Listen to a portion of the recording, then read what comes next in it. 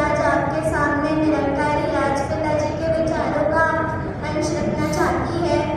जिसमें वह एक कहानी का जिक्र करते हुए फरमाते हैं कि एक बार एक इंसान प्याज की खेती करता था।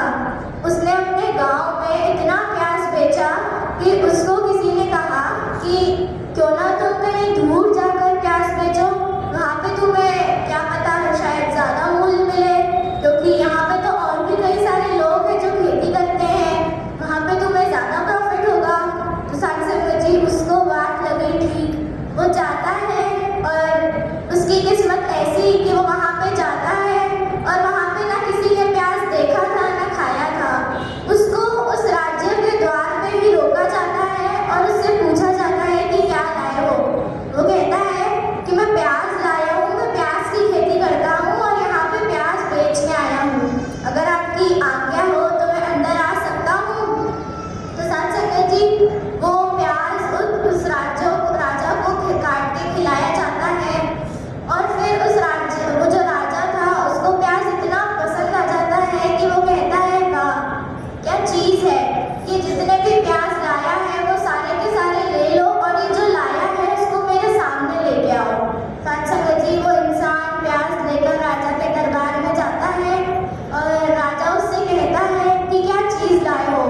ये तो ना कभी किसी ने देखी थी ना खाई थी, पर ये मेरे को इतनी पसंद आ गई है कि मैं तुम्हें प्याज के बदले 3 किलो सोना देता हूँ। सत्संग जी वो इंसान, वो हम सोच सकते हैं कि वो इंसान तो सिर्फ प्याज बेचने आया था, वो 2-4-10 पैसे ज़्यादा कमाने आया था, पर वो सोना लेके वापस जा रहा है। सत्संग जी हम सोच सकते हैं कि क्या उसकी मन की दिशा रही होगी कि वो सोना लेके वापस जा रहा है। सत्संग जी जब वो वापस लौट रहा था तो उसको वापसी में एक उसका मित्र मिलता है और वो उससे पूछता है, उसका मित्र उस इंसान से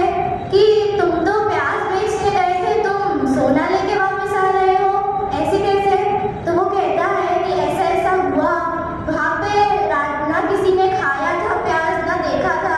तो राजा को इतना प्याज पसंद आ जाता है कि उसने मेरे को प्याज के बदले 3 किलो सोना दे दिया।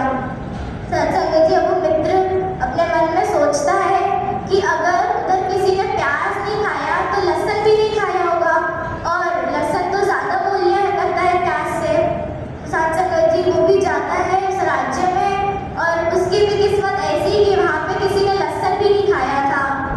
सत्संग जी उस राजा को काट के खिलाया जाता है और राजा को भी लहसुन बहुत पसंद आता है, तो वो कहता है उससे भी कि वाह क्या चीज़ है, ये तो